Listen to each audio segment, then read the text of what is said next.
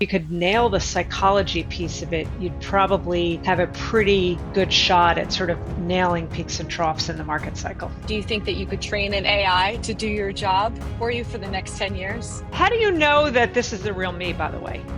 I've had imposters that are extraordinary imposters, and it's increasingly videos of me getting posted on like Instagram or Facebook or Threads or Blue Sky or TikTok. What truths about people or human nature or behavior or human resilience kind of have stood out for you most during that time than some of the conventional ones that people talk about? The number one question I get, should we get in or get out? That's just gambling on moments in time. Investing should be a disciplined process over time, never about any moment in time. How do you think about that when you look at today's markets? I think the psychological side of investing really can define different points in the market cycle more than those traditional fundamentals.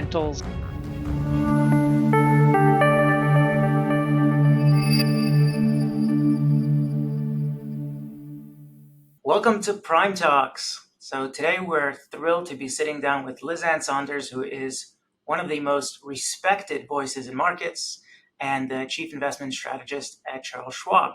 So for those of you who may not know Ann as well, her reach and influence are just absolutely extraordinary. She oversees Schwab's market and economic analysis. She serves as a trusted voice for both institutional and individual investors and is frequently cited in media like Wall Street Journal, New York Times, Financial Post, and of course CNBC. And she has been recognized by Barron's, Fortune, and Smart Money as one of the most influential strategists on Wall Street.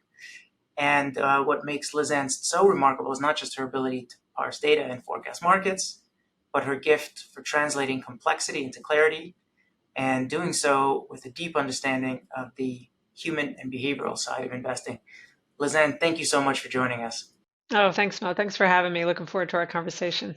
We could kick things off with the psychology of today's markets.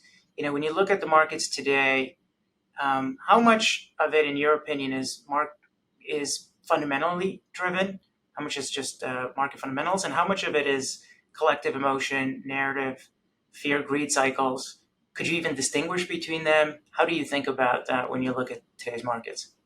Today's markets, but maybe more broadly and in general over time, I think the psychological side of investing really can define different points in the market cycle more than those traditional fundamentals of valuation, earnings, monetary policy. So I always believe that the psychological component is such a big piece of it. My favorite thing ever said about markets was the age-old Sir John Templeton quote about bull markets are born in pessimism, grow in skepticism, mature in optimism, and die in euphoria. I think that's such a brilliant descriptor of a full market cycle.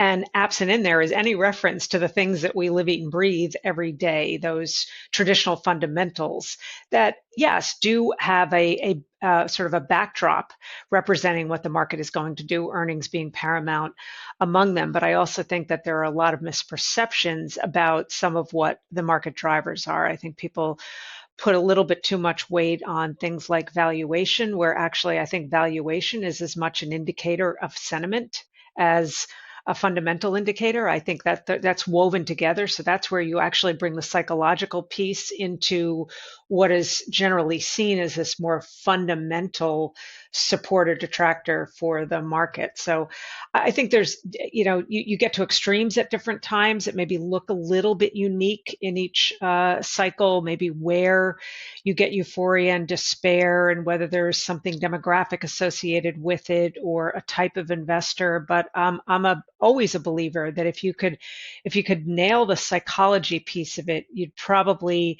have a pretty good shot at sort of nailing peaks and troughs in the market cycle. So speaking to the psychology, do you have any, let's say advice, maybe insights for wealthy families that are trying to navigate the emotional turbulence in the markets? What insights would you offer for an investor in that regard? I'd say probably the most important thing to try to do proactively, as opposed to waiting for you to make the decision out of a kind of an emotional strain, is there a wide or narrow gap between your financial risk tolerance and your emotional risk tolerance. And sometimes we only learn that through the process of going through market cycles and kind of testing the mettle of our emotions during a bear market or some sort of crash scenario or crisis scenario. And I think that's really what trips people up is they might have their financial risk tolerance, which I think of as what's on paper. And it's a function of time horizon and income needs and cash flow needs and what the money is there for. Does the money actually have a long-term perspective as building wealth over time, generational wealth? Is there something a little bit more short term? In terms of both, receiving some of that money, liquidity events, sales of companies, versus more of an ongoing process. And that's the financial risk tolerance. And sometimes there is a disconnect that we think we've got on paper reasonably long time horizon, ostensibly a decent tolerance for risk, but then you get into one of these tough bear markets, crisis kind of backdrop, '07 to '09, an example, obviously, of both. And it really tests whether our emotional risk tolerance and our financial risk tolerance are aligned. Not just sort of panic, which is not an investing strategy, of course, but it also can manifest itself in completely changing the decision about how your money is invested, strategic asset allocation versus tactical allocation. So it's not just a panic and sell everything, that being defined as the wrong decision, but even decisions that are made about the ostensibly the longer term structure of what our allocations look like, where the decisions are either reactionary in nature or they are driven by some sort of emotional change. I just, I just, I just have a quick follow-on question, if you don't mind, Mo. Do you feel like when you look at the flows that go into Schwab right now, do you feel like the fact that we've had a historically very long bull market, people's risk tolerances have gone up as a result because they haven't experienced so many bear markets recently? Yes and no. We have had two bear markets in the last 5 years. We had the COVID bear market and we had the 2022 bear market. I think maybe the reason why it didn't have a long-lasting emotional impact on investors is probably the brevity of each of them and how quick you got that V bottom and the rebound. Certainly unbelievably quick, a total of 5 weeks from peak to trough in the COVID bear market, and a recession that, although severe, was also very, very short-lived, measured officially at only 2 months. And then the 2022 experience, which was a little more spread out over time, lasted about 10 months, but the surge off of those lows being so dramatic. And I think there are newer, younger investors that are very much part of the mix now of cohorts that are defining market action, specifically the retail trader that skews younger, they skew male, have very much the buy the dip mentality, and frankly that's worked. So you're right, if you think about true long-term bear markets akin to 2007 to 2009, it's been quite some time since then. So I think the muscle memory is that we haven't had a painful pullback in the market, and the couple that we have been relatively short-lived. And I think that does somewhat naturally breed a bit of complacency. Do you think that that brevity of peak to trough or of market corrections, is there any reason to suggest that that may be a new normal? Is there any reason to believe that the levels of intervention that central banks and others have sort of engaged in are going to avoid these lost decades that we've had previously, where you've just had, again, long structural bear markets? Or is that just completely idiosyncratic, situational, and at some point will sort of bounce back to a normal course of bear markets? I don't know that there is such a thing as a normal course of bear markets. Every bear market looks a lot different in terms of length and power on the downside, and whether it was driven by overly tight monetary policy or a runaway inflation problem or some sort of crisis within the financial system. you often have some similarities from a psychological perspective, but the underpinnings of both why you went into the downturn and what the forces were to help you pull out of it change from time to time. Just looking at the last two bear markets, so the COVID bear market and the 2022 bear market, the COVID bear market was driven, of course, at the outset by the ultimate in the black swan of a major health crisis. In order to prevent it from becoming a financial system crisis, you had the step in by not only the fiscal authorities, but also the monetary policy authorities. And I think it was the double barreled nature of that response that allowed that downturn, both in the market and the economy, to end so quickly. In the case of 2022, that was more the classic "don't fight the Fed." The Fed was tightening monetary policy to combat a massive inflation problem that had tentacles obviously back to the COVID area because that was the genesis of the inflation problem. So that was maybe a little bit more traditional in terms of the reaction function on the part of monetary leaders. But I think the quick move off of that was how quickly that tighter monetary policy had the effect of starting to bring down inflation. The '07 to '09 is obviously a completely different animal because you truly had a crisis in the real economy and the mortgage market, which turned into a crisis within the financial system. I think the other interesting thing to think about, and it's really the most important reference point between the current environment and say the late 1990s, and I'm asked about that all the time, is that I think there's never been a closer tie between what's going on in asset markets and what's going on in the economy. So the wealth effect has never been greater as measured by things like households' exposure to equities as a share of total financial assets, or the market cap of the entire US stock market relative to the size of the US economy. That's the so-called Buffett model. And on both of those metrics, we're well beyond the kind of peaks we saw in 99 and 2000. And it is a little bit of kind of a chicken and egg thought process where if you start to see cracks in the asset markets, the equity market as an example, how quickly could that feed into economic behavior? And or vice versa, if any dislocations start on the economy side of things, how quickly could that feed into the market side of things? And just to finish off the conversation on the behavioral or the psychology piece around markets, I loved your distinction between financial risk tolerance and actual real Emotional risk tolerance. risk tolerance. You studied markets for decades. What truths about people or human nature or behavior or human resilience kind of have stood out for you most during that time than some of the conventional ones that people talk about? Well, probably when we're in a more tumultuous market environment, I would say the number one question I get, phrased in slightly different ways, but number one question I get, certainly from the media, but quite often from investors, and I'm in front of investors all the time, and they run all walks of life, certainly well up into the wealth spectrum, and it's some version of should we get in or get out? Certainly the media, it's the most common question that I'll get if I'm doing one of those, 7 p.m. Eastern time, CNBC specials, markets in turmoil with the big banner. That's a common question. Okay, Lizanne, what are you telling your, $11 trillion of investors to do? Get in or get out? And I have sort of a love-hate relationship with questions like that. I hate the question because I think it's kind of a dumb question. I'll explain that in a second.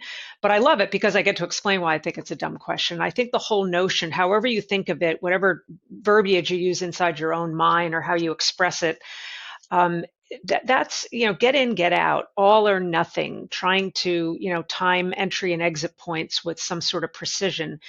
That's just gambling on moments in time. And the most important lesson that I think investors should learn, hopefully not the hard way by making the get in, get out mistakes, is that investing should be a disciplined process over time, never about any moment in time. I don't know any uber successful investor that has had success because of that all or nothing in and out, gambling on moments in time. It's that discipline over time that ultimately pays the most rewards.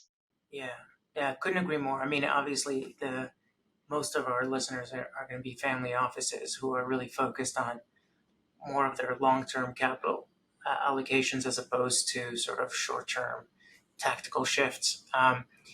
But even if we shift the conversation towards geopolitics and some of the macro considerations, even when we look at long-term allocations, there's new realities that are kind of coming into the Mhm. equation. So one that is a little bit unique, that you've talked a fair bit about, and I'd love to dive in, is you know this kind of multipolar geopolitics, the U.S.-China rivalries, resource security, regional conflicts, all of these things that are happening. How, if at all, should that shape longer term uh, asset allocation frameworks? Maybe not as much as you might think. I think any moment you look around the world and think we're dealing with these existential crises, in this case, concerns about geopolitical strife, and to your point, a possible shift an environment of perceived or otherwise U.S. exceptionalism to now this multipolar world, and it has implications for not just overall asset markets, but currency markets. But I think this notion that there's something really different this time, I think it's always different this time. I always chuckle when people say that, those are the most dangerous words. It's different this time. It's always different this time. It's never the same. It's akin to why when I hear people say the market hates uncertainty, I think, well, I've never woken up one day and opened up the Wall Street Journal and top of the fold is everything is certain. We know everything there is to know. There's nothing to worry about. There's always uncertainty. I think maybe the unword that might be a little more applicable in the current set of circumstances relative to maybe times in the past is unstable. And that has I think it provides a different perspective on it, maybe how it gets into the psyche of investors. But if you think just about things like geopolitical instability, which can be tracked in a somewhat general way over time, looking back decades and decades, what you find is that at moments of heightened geopolitical uncertainty, especially when you get these spikes in uncertainty, there's so many uncertainty indexes out there that can be tracked, it does tend to have a short-term impact on volatility metrics. It can have a short-term deleterious impact on the higher beta asset classes, but they tend to be fairly short-lived impacts. They don't tend to be long-lasting impacts. Not to mention the fact that there are times where you look at the macro environment and it suggests that there might be changing themes around what works and what doesn't work from a broad asset class, but that adjusts over time. If you just were to look at just a general metric of geopolitical uncertainty over time and past spikes, and analysis thereof, there's generalizations that are often made that real assets tend to do better than financial assets. Generally true, but not always. That more defensive segments within the riskier asset classes, like equities, tend to do better. Sometimes, but not all times. Perfect example is the current environment. That's not been the place to be, is in more defensive areas of the market. There's perceptions around the value of precious metals and gold, which has clearly been a winner in this environment of geopolitical uncertainty. But it's also in the past has been seen as sort of this perfect inflation hedge, when in fact it hasn't really acted as an inflation hedge for much of the past 2 to 3 decades. It did a bit before then.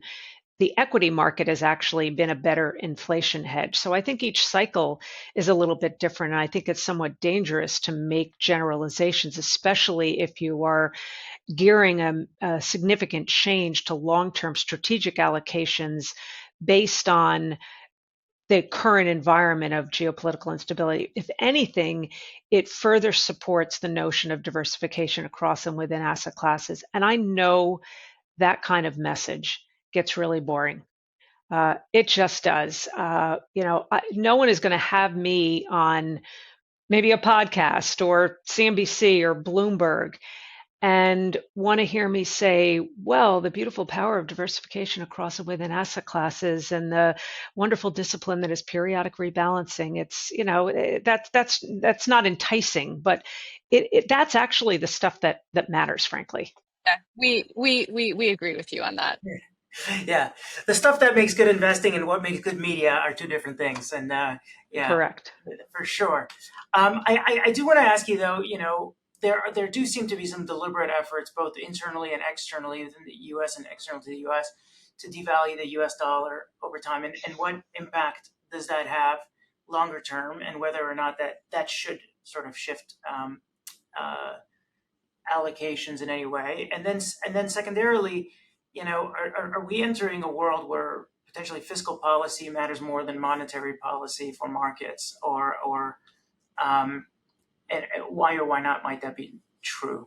So, when I think about the currency markets and the trajectory of the dollar, I think what is maybe unique about this time is the heightened level of concern about whether the dollar loses its reserve currency status and some of those grave concerns about the diversification away from dollars. That's not as new a story as many people would think. If you look at a country like China, China's diversification away from such a dominance in US dollar denominated securities has been going on for about a dozen years. It's just a continuation. It's just maybe more top of mind for so many investors because of the geopolitical and economic tensions between the US and China. And then again, bringing in current policy into the mix, trade related uncertainty, tariff policy, which seems to be aimed to some degree at reining in trade deficits. That has elevated concerns about will there continue to be support for the US Treasury market, given that as a significant importer, the US economy, it means we are sending dollars out into the world. Those dollars have to be put to work, and they get put to work in US Treasuries. That's where still, the dollar is still 60% to 70%, depending on what math you use, of one side of the transaction or another. And there's no real currency that can take the place of the dollar, either in terms of liquidity, size. A lot of people say the euro, but there's 17 individual bond markets. And in fact, if you look at the data that comes out of the flow data, you're not seeing any significant decline in the purchases of treasuries by foreign entities or US equities by foreign entities. So I think we're in yet another one of those backdrops where maybe the scare is a little more elevated than the reality. We don't think that there's some tipping point, meaning the US is not going to default on its debt. We have the ability to pay our debts. The question is the willingness to pay debts. But one thing that I think is important to think about is that there is likely to be more global trade done in local currency terms between individual trading partners, and we are starting to see blocks become aligned. I think people take it a little bit too far in then equating that to, the imminent decline of the dollar as the global monetary standard. So I think the real answer is something, well to the right of that left tail risk of some calamitous event, which is often seen as a potential default on the US dollar. We have a high and rising burden of debt, courtesy of running significant budget deficits, and that brings the whole notion of fiscal dominance into the conversation, and whether there's going to have to be that marriage between what monetary authorities might feel they need to keep interest rates relatively low in order to finance what the government's doing on the fiscal side, given that we have a deteriorating deficit and debt situation. I think the rub, and maybe what is quite unique in this current period of time, is that inflation is not yet contained. And so we've got a little bit of this sort of battle going on between what the desires are on the fiscal front and the dual mandate that the Fed operates with. As we speak currently, the focus is more on the employment side of their mandate. But I think the inflation side of the mandate is probably going to come maybe more clearly in sights, especially if there's less constraint on the fiscal side, and there at some point doesn't become a focus on how we rein in deficits and debt. I will say it's the one thing that in an environment of extreme partisanship, one game that both sides play really well together is kicking this can down the road. And the last thing I'd say on that front, by the way, specific to your audience, I think the investor class cares really deeply about this subject, about the peril of having a high and rising burden of debt, maybe elevated by virtue of what happened a year ago when we saw the amount that goes toward paying interest on debt now exceeding what we pay to defend our country via defense spending. And centuries of books have been written about the fall of empires, starting when the cost of servicing your debt exceeds the cost of defending your country. So I think the investor class cares deeply about this. I think the average constituent maybe cares about it in the abstract, but they don't tend to vote based on it. So I think if you and I do this, 2 years from now, 5 years from now, we're probably still going to be talking about this. That was such a clear and concise and helpful answer. And like you said, so many of our families, one of the main questions that they're asking us is what is our view long term on the dollar. So I often get asked, well, what's the solution? And the real answer is, I don't know that I have anything that would resemble a precise solution, but how about considering this? If you have the growth rate in debt lower than the growth rate in the economy, you start to chip away at the problem. And we're not there yet. So that's the ideal shift that has to happen. that's basic math. Yeah, basic math. So just to pivot a little bit, what rules of thumb about investing do you think are most misleading today?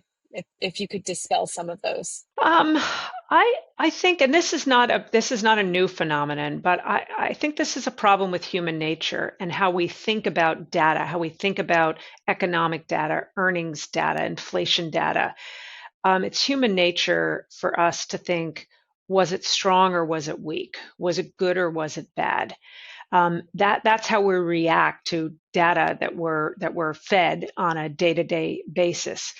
But the reality is that better or worse matters more than good or bad when it comes to connecting the dots between what's going on in the economy and what's going on in the market. And I think when you have a conversation like that with people and they think about it, they get it and they say, yeah, no, I understand its inflection points, but I think that there's still at times this sort of guttural misperception about how can the market be doing what it's doing in light of, and then fill in the blank whatever the concerns are. And I think it's sometimes that the forgetting that subtle distinction between better or worse versus good or bad. And I think that is, if I think about some of the things that have tripped investors up most, that is one of them, especially as it relates to really important inflection points in the economy. Think recession.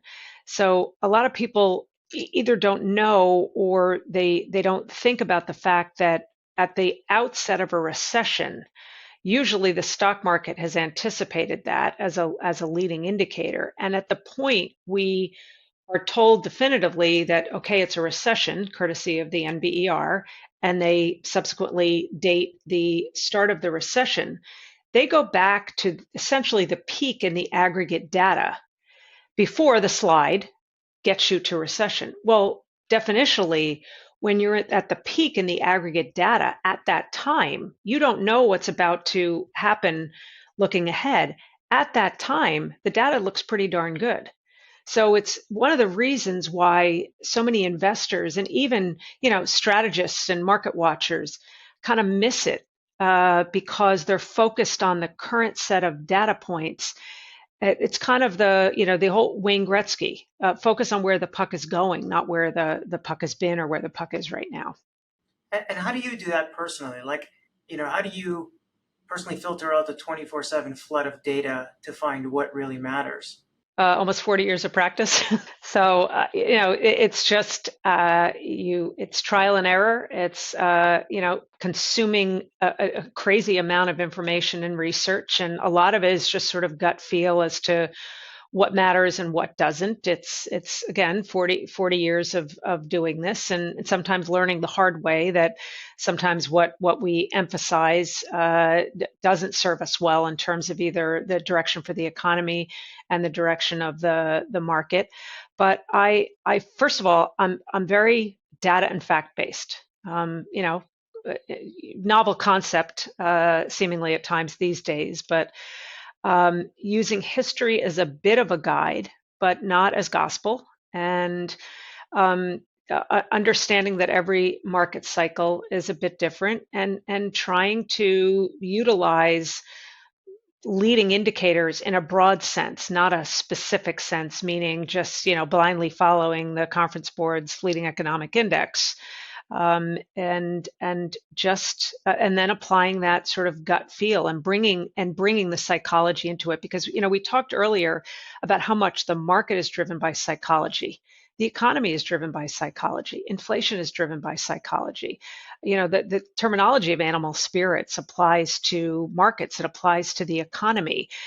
Again, inflation is a psychological phenomenon that can kind of feed on itself. So you have to bring the psychology into the mix, not just analyzing the psychological thing that is the stock market, but analyzing trends in the economy as well, because so much of it is driven by, fear and greed and animal spirits and whatever the opposite of that would be. So it's 40 years of collection of data, but also 40 years of being able to read the psychology Yeah. and understanding the psychology.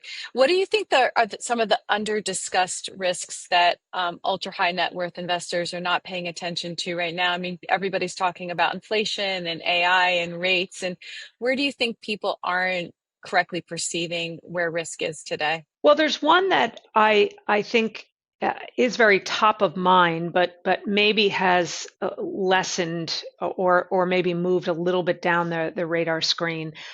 For a really long time, often one of the answers I've given to questions around what keeps you up at night, what do you think is one of those sort of existential risks, maybe not quite black swan.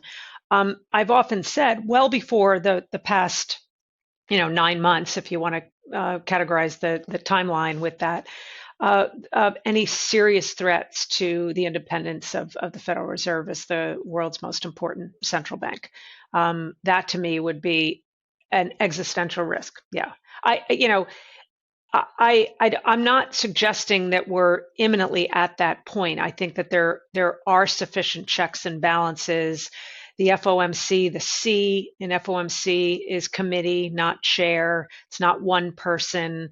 But I just the fact that that threat is a little bit more concrete, I think is something troublesome, and we need to be mindful of whether the pendulum could swing in a direction that would suggest any kind of true threat to central bank independence. If we're wrong about believing that the U.S. is not going to default on its debt, were that to happen, I don't think it's a stretch to say that's not priced in. And then, of course, there are the black swan events. COVID being a perfect example. Definitionally, you don't know what those are, but that's always something we need to be mindful of. We can't anticipate that. We shouldn't try to sort of trade or reposition around that. But you can't help but wonder what that next out of the blue kind of crisis thing. And the other one that's maybe a little bit more specific to the current environment is not a unique concern that I have. I wouldn't even say I think of it as some imminent risk, but there's so much enthusiasm around artificial intelligence, but there's also the circular nature of the spend in artificial intelligence, and there are some themes that make me think back to the late 1990s that you wonder whether this is kind of a musical chairs situation, and when the music stops, and now I'm mixing metaphors and games. Do the dominoes start to topple? I'm an enthusiast about AI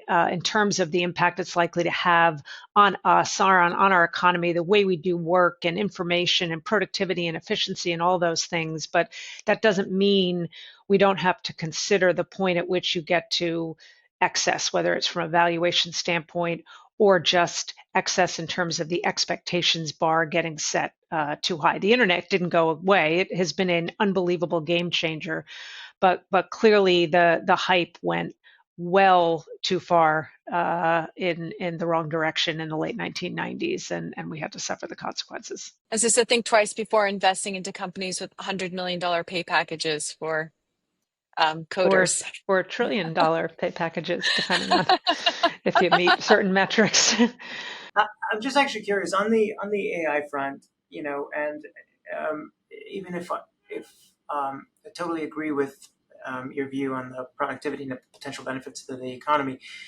We talked earlier, obviously, the psychology and the human behavioral realities, the ability to adapt, the ability to actually, and whether that's from a labor displacement point of view, whether it's from, sort of, again, the biology versus technology gap. How do you think about that, and how does that play its way into your economic frameworks? So I always think about those more existential questions like that in the mindset of Joseph Schumpeter and creative destruction. And there's a more optimistic first word in that and a more pessimistic second word in that. And when you're in the throes of it, ultimately you feel the pain of the disruption part of it before you can realize the creative part of it. And so I'm a big believer that adjustments get made, especially in terms of, to your point, Mo, the labor displacement part of the story. I think that always comes into the mix when you have a new innovation, when you're seeing a shift in the economy, say from when we were an agricultural economy to a manufacturing economy, then the shift from a manufacturing economy to more of an innovation economy. And there, you went through the destruction part of those phases and disruption. It did have some displacement from a labor market perspective, but whole new industries and job roles were created, and ultimately it was for the betterment of the economy and society, et cetera, et cetera. So I don't have long-term grave concerns about that, but there will be that disruption in the near term, and it sometimes sort of cements these thoughts in our mind that, I'll go back to what we talked about in the beginning, that it's different this time. That the technology is different this time, but I think the implications are that it will change the nature of what job opportunities are, but I don't think it represents some long-term permanent displacement of workers. I think it frees up our ability to actually be more creative. And I think in the world of artificial intelligence, not that we want to de-emphasize our own intelligence, but there's going to be the provision of more intelligence coming from the machines, which arguably means that we as human beings may want to focus more on the soft side of things, the creativity side of things, the community side of things, and empathy. And so I just think that's more of a mindset shift that I think will be brought about by some of the more dramatic shifts that are happening or perceived to be happening courtesy of AI. Do you think that if Schwab were to take, the past 40 years of all of Lizanne's content, do you think that you could train an AI to do your job for you for the next 10 years? Well, I'm going to say absolutely not. AI can't do my job. How do you know that this is the real me, by the way? Yeah. So we don't actually know. And I say that only partly joking because, as you both know, I'm very active on two social media platforms. I'm very active on Twitter, formerly known as Twitter X, and LinkedIn. Those are the only social media platforms I'm on. But I have had, it's got to be in the thousands now. I've had imposters that are extraordinary imposters, and it's increasingly videos of me getting posted on not just sites I'm not on, like Instagram or Facebook or Threads or Blue Sky or TikTok, but even on the platforms on which I do reside, like X and LinkedIn. And it's me, it's my face, it's my voice, it's this backdrop, or I'm in a more traditional office, it's my office. But the words coming out of my mouth are nothing I've ever said. Pitching people that I have a private stock picking club where I guarantee X% returns, and then it feeds people into the money grab that happens through WhatsApp. And a lot of money has been scammed off of these. And we play whack-a-mole all the time. So I said it somewhat jokingly, but based on that actual experience that I have. And to me, that is the concern that should be most dominant in the very near term about the other side of AI, the peril of AI, and especially in this environment where, for other reasons, we are starting to wonder whether we can trust the efficacy of data. And I think that's an under-discussed concern that we all should be feeling right now. Wow. Just before we hop off AI, and I'm just thinking about the comment that you and Sylvia made earlier, that those $100 million pay packages or greater. I mean, I think in a world where you have this incredible asymmetry of outcomes, where somebody with a great creative idea could, with the help of AI, generate $1 billion of enterprise value or more. So perhaps $100 million pay package is not the craziest thing in the world. But what to you would be an example of a hyped cycle? Like what would actually signal that we have gone way too far with AI? How do we know? We don't know. It'd be fabulous if there was some sort of concrete sign that you could point to. We all learned in the late 1990s that the hype part of the cycle lasted for several years. Greenspan's irrational exuberance comment happened toward the latter part of 1996, and the market didn't peak out until March of 2000. So sometimes it's hard to know what it is that represents the tipping point. And sometimes it isn't even anything terribly precise. There was not some crescendo thing that happened in March of 2000, akin to, say, Lehman falling is kind of the thing many people point to that really caused the latter part, most extreme part of the financial crisis. It just sort of toppled on itself after years of too much hype and too much exuberance and valuation excess, and then it feeds on itself in the other direction. So we could be in one of those moments where there isn't necessarily something that specific happens. Now, to the extent there would be, some of the things that I could think of that would represent that would be, a really big earnings miss or a series of earnings miss by some of the key players in this area, by the hyperscalers. And one of the considerations is, and I don't cover individual stocks, I'm not an analyst, so in mentioning names, I'm just mentioning the obvious names in the context of sort of a broader set of comments, not picking on individual companies. But NVIDIA, a lot of attention on NVIDIA and their spend, and not just the CapEx around the technology associated with AI, but investing in companies that are building out data center capabilities, which means that they will be forward buyers of NVIDIA's chips. And it's that, it's the musical chairs thing, and it makes you think about kind of the Cisco experience of the late 1990s. So it could be one of those. What exactly causes the music to stop? I don't know. I'm not, even AI experts, of which I'm not one, can't really pinpoint something, but that's sort of this embedded part of the angst about, well, this inevitably can't go on at the pace that it is. Or could it just be sort of a slow drip where you have a more elongated period of rotation? Frankly, we're already seeing a bit of that this year, where you have this interesting rotation happening under the surface of these cap weighted indexes.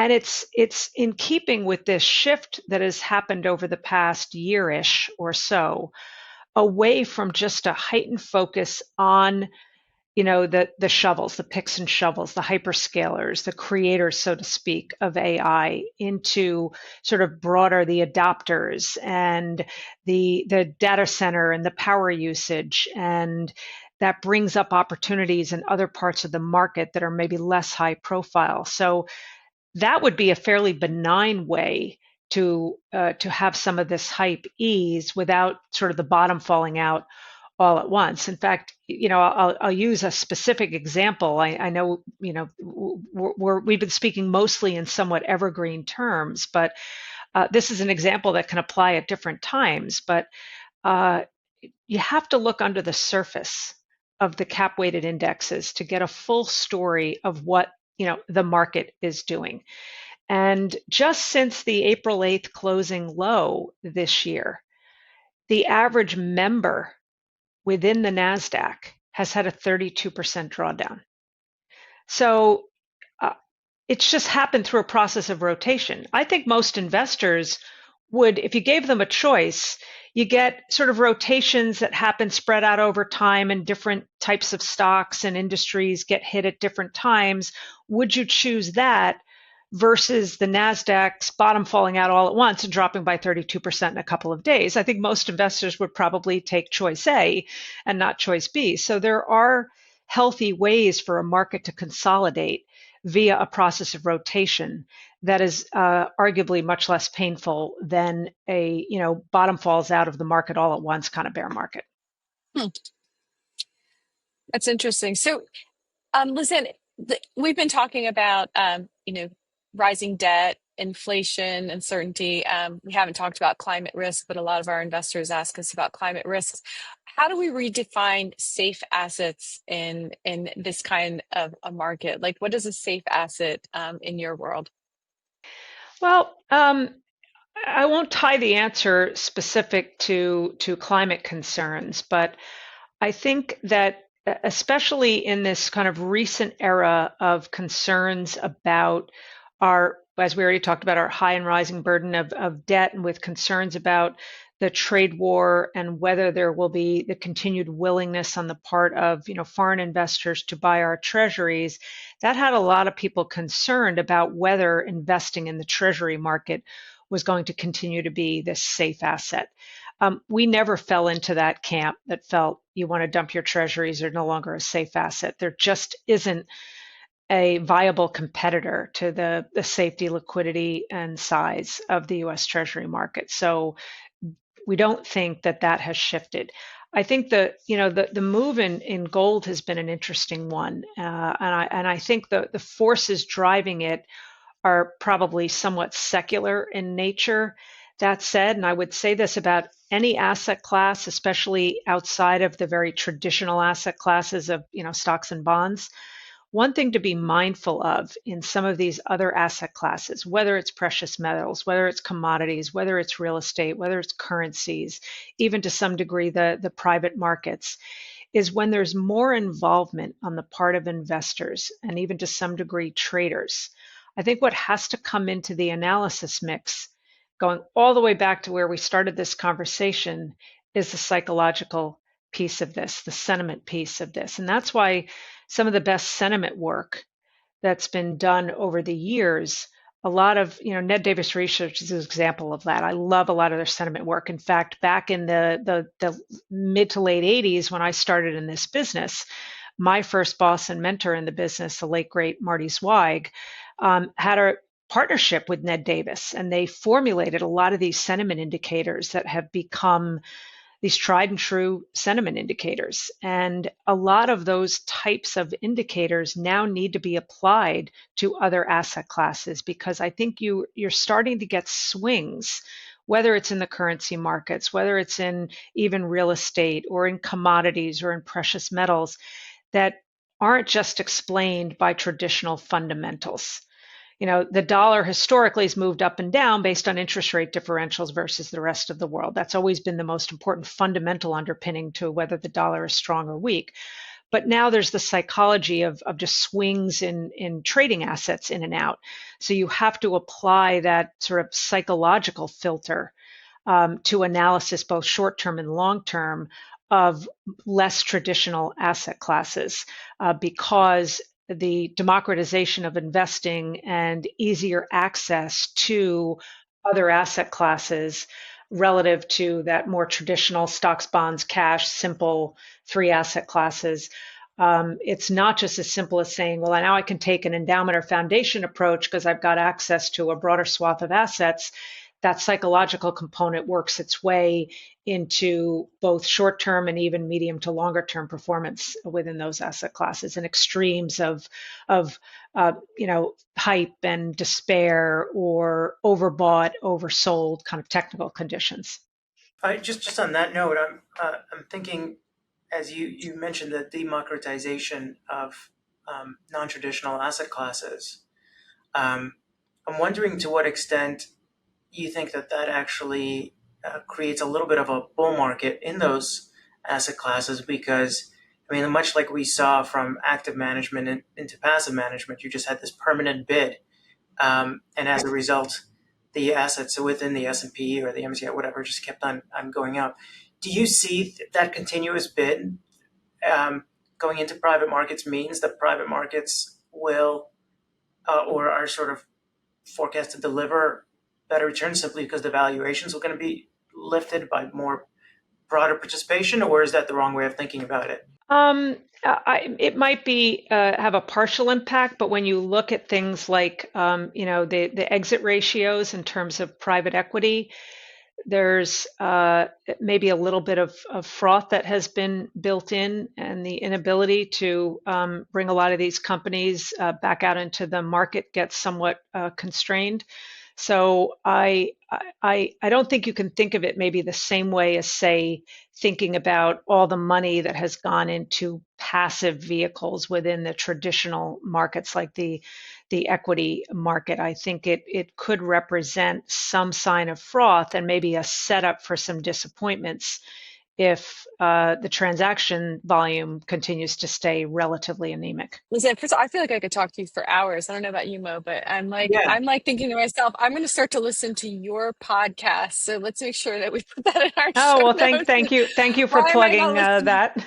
Why am I not listening to your podcast? When I was prepping for this interview, I read like a little story about you that somebody wrote. It was like a news article, and they said in there that you were capable of being woken up in like the middle of the night and being told that you had to be like on air in 15 minutes and what the topic was, and that you could just go. Well, that's a true story. That was a funny one that my husband and I still chuckle about. It was like 5 o'clock in the morning, and it was I was kind of old school for a while of still using a traditional alarm clock, and hadn't gotten in the habit of setting an alarm on my phone, but I had my phone next to me on vibrate. And I forgot to set the alarm, and I hear the vibration, and I look and I see it's Bloomberg.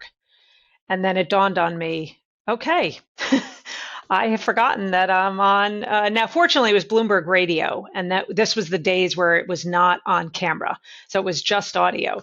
So my husband is, it's 5 o'clock in the morning, it's dark. It's what's going on. I said, I'm sorry, I don't have time to leave, and I just sat up and projected my voice like, I'm up, I'm in my office, and and after I was done, my husband said, well, what if something, calamitous had happened in the prior few hours? I said, well, I assume they would have, started the interview with, I said, I would have figured it out, or I would have been honest and just said, you know what, I just am not fully up on that news, so it doesn't make sense for me to opine on it. But fortunately, that was more the exception and not the rule. And now I do double backups in terms of having alarm set. Yeah. Yeah.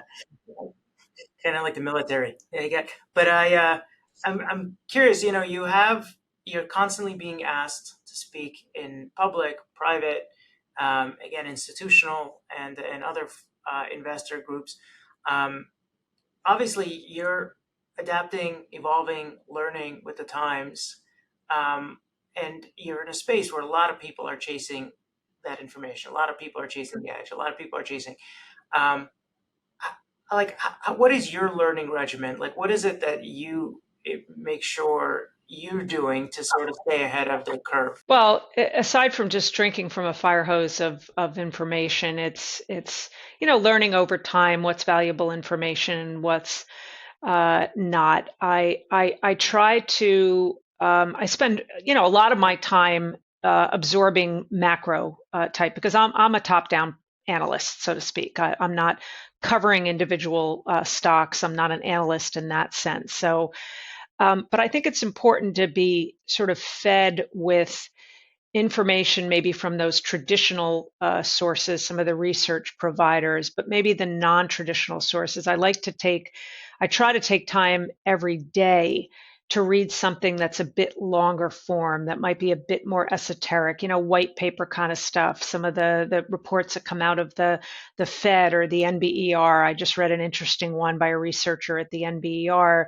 that it was very long and very wonky, but talked about the algorithmic model that they have trained on the labor market data and provides recession probabilities based on that labor market data. So trying to spend some time every day really going into deep dive. I've been doing that a lot more on AI, really trying to formulate. In fact, we're writing a report with my colleague Kevin Gordon just in the next week about kind of what's the bull case, what's the bear case. We all think of what the opportunity set is from an AI perspective, but where might the stumbling blocks be? Where might the hype be a little bit too much? So always trying to see both sides of kind of the argument, so to speak, whether it's specific to a certain innovation or a certain, group of stocks or segments of the market, and then understanding sort of the mechanics of the economy and the markets and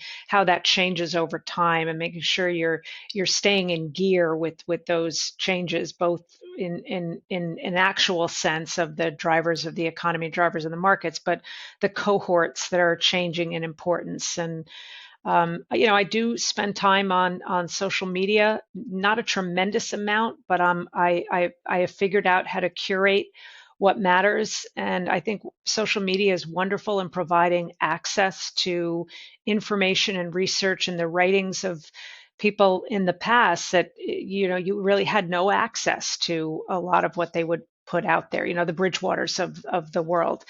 But it is you have to figure out what is noise and what is actual information, and that just takes time and practice. Mm-hmm.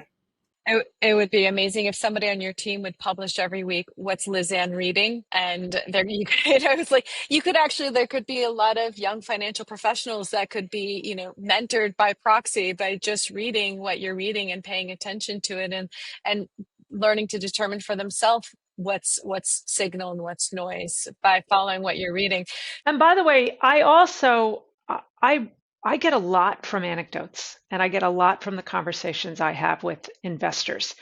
That is something that really kind of resonates with me and makes me think a little bit differently and guides me in terms of, especially if I'm getting a whole bunch of questions from our investors on a topic that I haven't done a lot of work on.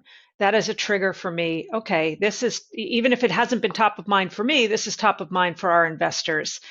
But also anecdotes that sometimes help me figure out whether, all right, is this getting into more, sort of silly season? I have one sort of fun example of that. It was quite a few months ago. I was on an airplane, and sitting next to me was a young man, and I could see he was looking over my shoulder. I had my iPad open, and I got Bloomberg going and charts and graphs and research, and I could how you can tell even if you're not looking at the person, you kind of get a sense of whether their eyes are darting over to your screen. And he finally said, "I apologize, you probably see that I'm looking. I'm just fascinated by what you're looking at. What do you do?" And I told him, and he said, "Oh, my family has been interviewing Charles Schwab because we just had a major family liquidity event. The grandfather had sold a family business, the ultimate in AI, a business protected as it relates to AI. They sold portable Johns, and they had a liquidity event. And he told me his age. He said, "I'm 23. My brother's 20. We just got a significant sum of money, and we're starting to learn how to invest." And I decided to just go unbelievably conservative and really safe. And you're probably going to tell me that doesn't make any sense because I'm only 23. And I said, "Well, how are you investing?" I thought he was going to say, "I put it all in treasuries or I bought a money market fund." And he said, "Well, I only put a third of the money in the QQQs and I put the rest in the SPYs." And it was all I could do as a 61-year-old, not go, "Oh, sweetheart." um, that's not conservative. That's basically 100% in large cap growth equities. And then I just more recently, just a couple of weeks ago, I had one investor come up to me and say that they were starting to use TikTok to get stock ideas, and another said that the last two stocks she bought because the tickers were her initials and her husband's initials. And that was sort of when you're getting tips from your shoe shine boy, going back to the Reminiscences of a Stock Operator book, which I absolutely love, that maybe that's a sign that there's some froth that's come into the mix. So anecdotes, those are just some fun ones, but anecdotes are very helpful too in sort of guiding me. So I mean, I think we'd be remiss if we finish this conversation. I mean, that was, I don't want to call it dumb money, but less smart money. Is there, if you had to think about where some of the smart money was moving today, and what are perhaps people who are not aware of that missing? Any thoughts? It could be asset class, it could be strategy, it could be anything that sort of comes to mind that you've seen from your investors as they're shifting. So I'm going to only partly answer this because it's an area that's not part of my expertise, but a lot more interest by our investors, especially our ultra high net worth investors, in areas like crypto and stablecoins, digital assets, more detailed questions around their private investments, private equity and private credit, and where the opportunities still exist now, where the pitfalls are. And it's part of the reason why at Schwab, we are rapidly and aggressively building out those areas, because there's much more demand, at least for information and guidance in those areas. So that's a way that we as a company are adjusting to that. But that's clearly just a growing interest in other asset classes, the correlations of those, and in particular the changing correlations of those asset classes. Because in the case of crypto, what it's been correlated to or not has changed quite dramatically over the last number of years. So those investors trying to figure out, how does it fit in the portfolio? What is it there for? What is it correlated to of what else I own in the portfolio? And maybe what are some of those changing correlations? And how do we think about that in the context of broader strategic asset allocation? So, Lizanne, one final question. I've been interacting with your family office platform since the very beginning because I've been in the family office role for quite a while. And as you know, the family office investor has longer time horizons. They have slightly different priorities than a retail investor. If you could leave us with one timeless principle for investing for the ultra high net worth segment, what would you love to offer? I got it. Discipline. I mean, I always say, and this is applicable to any investor, not just ultra high net worth and family offices. And it's a really simple example, but I find even very sophisticated audiences where I'll mention this, they'll do oh yeah, I should think of it that way. I love jigsaw puzzles. The most important piece of a jigsaw puzzle is not the corner pieces, it's not even the perimeter pieces, it's the picture on the box. Because if you don't have that guidepost, what you are trying to build in the portfolio can just go cattywampus. So that discipline around what is the long term goal here, and then sort of fill in the blanks, fill in the pieces along the way. And that's, I think, advice that should be applied to everybody, including the 23-year-old man that I was on a plane with. Wow, Lizanne, that was fantastic. Thank you. Uh, yeah, we really can't tell you how much we appreciate you taking time out of your very busy schedule to share your thoughts, insights, wisdom 40 years of experiences with us. By the way, initially I was quite impressed from the fact that you must have started doing economic analysis when you were 3. Oh no. But then, But you know what is funny? So apparently, and maybe this is not a great reflection of my parents who are still alive at 87 and 95, but apparently my favorite thing to do in my crib when I was a baby was play with money. No one would put dirty money in a crib with a child anymore, but you know, it was a different era in the 60s. But maybe that was a sign, was I like to play with money in my crib. no, that is wonderful, and I know I suspect this conversation will help many others be a little bit better with money, a little more cautious, a little more resilient, and a little more prepared for what's ahead. So, thank you very much. My pleasure. We hope to do this again soon. Thank you. Thanks for having me. Appreciate it.